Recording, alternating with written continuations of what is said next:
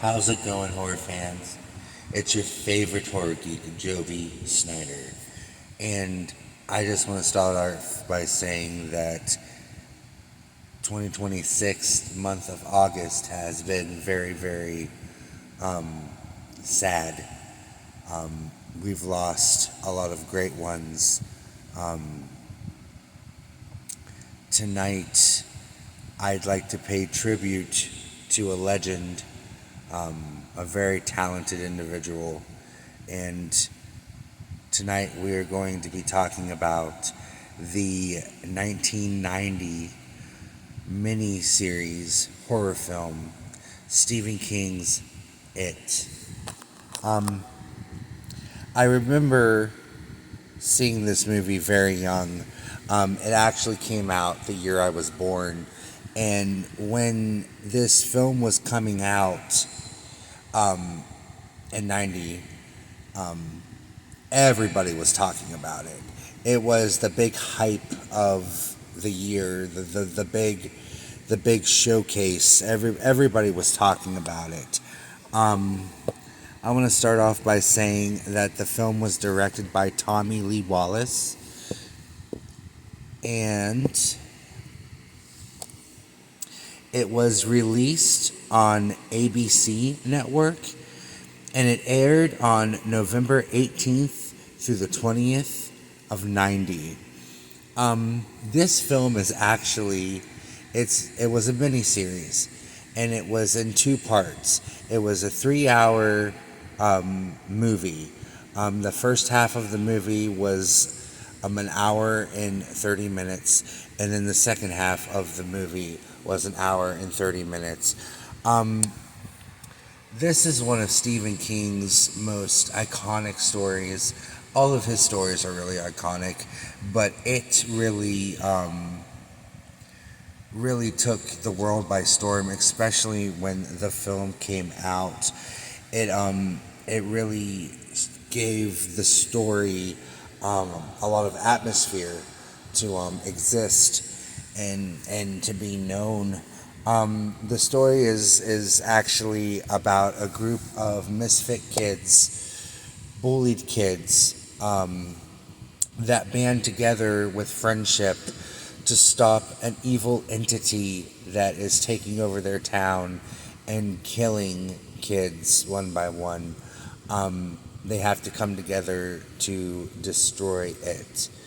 The first half of the movie, our main characters are children, and then the second half of the movie, our main characters have grown into adulthood, and they have to go back to their hometown of Derry because it comes back every 30 years, and they must fight him again and stop it for good. Um, there's a lot of good things about this film. There's a lot of poor things about this film. It's actually not a perfect film, but for the time that it came out, I really think that the cinematography and the special effects and the makeup design and everything that they used in this movie was so on point, so very well done. I was young when I saw this movie. It was already been out for years, and it terrified the fuck out of me, guys. It was so creepy and so menacing. This entire film, especially when our main characters are children, and what it is, it's this evil entity that hunts children based off of their fears, and it can mutate into whatever they're afraid of, but it chooses to present itself in the form of a clown that calls itself Pennywise. We all know the beginning of this film and Georgie playing with his boat, running down the street with the stream going into the sewer, and then Pennywise popping up. It's such an iconic sequence. It's such an iconic beginning in a horror film. It's a opening to a horror film that has been announced as legendary. It's exactly done exactly like the book. Um, it was so well executed. I want to talk about Tim Curry. I want to talk about. I'm such a fan of Tim Curry, and I absolutely love everything that he's done. And this was really a breakout role for him. Like Robert England is Freddy, and Brad Dourif is Chucky. Tim Curry is Pennywise. Um, I'm not knocking Bill Skarsgård or however you say his last name because I really did enjoy the remake, the 2017 remake of the film. I thought it was very well done. But the original is always the original, in my opinion. And you can't overact Tim Curry. And in this film, I really do believe that Pennywise is the equivalent to what Freddy Krueger was. We get more lines from him. We get more action from him. The 2017 Pennywise is a little bit more silent and a lot more CGI, um, which is fine. I'm not complaining about that. But the fact that they didn't have all of that to use back when this film was being made, everything again is practical. Everything is makeup and done with special effects. And Tim Curry really sold the fuck out of this character. He because technically when you look at the character of Pennywise in this version of this film, he's not that really frightening. Yes, he gets mutated and there's fangs and claws, but Pennywise general look is very much just that of a normal clown. Um, the fear that you get from it is Tim Curry's performance, and I think he blows it out of the water. He's frightening. He's funny. It's a mixture of comedy and just absolute fear that really bring this character to life. The way that Tim Curry brought this character to life. Um, I love the look of Pennywise in this film, in this version of the film. I think that it is absolutely perfect. I have some problems with the film, but it doesn't take away. The problems don't take away from the fact that this is a great movie, and it's a classic and a legend. I really love the aspect of the Goonies meets Stand by Me, where these group of kids have to band together to not just fight their bullies and have the problems with their parents and having loss in their life, but now they also have to fight this demonic force that is taking over their town, and they're the only ones that can destroy it, or they feel like they're the only ones that can destroy it. I think that that's fantastic writing and a fantastic idea for a story, and what a hell of a story this is. Now, the second half, where the kids are now adults, you lose me. Unfortunately, I know that the book, Steve, it's a very long book, and this is what the story is. They're kids. They fight Pennywise. They grow up.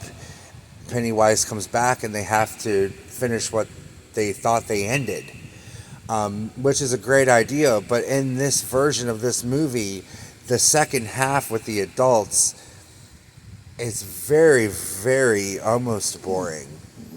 Not as exciting as it is when they're kids. It gets very, very kind of slow and a bit mediocre, if you would say. It's not that the performances are bad.